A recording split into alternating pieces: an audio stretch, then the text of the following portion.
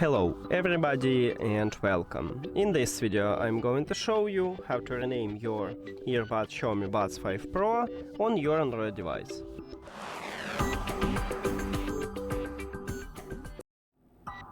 You have to start by open settings and then go to connected devices.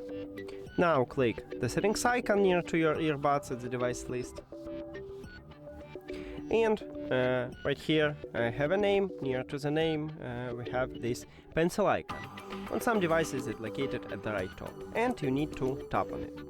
But some Android phones have a line with a name at the top and they haven't this pencil icon, so then you need to tap at this line. And you will see this menu right here. You need to write the best one for you, and let's say I wanna add this text. After you finish, you need to click rename, or you may have done or something else, not rename, it depends of Android phones. And you need to click on it to save this new name. And right here, as you can see, we just change it. That's it.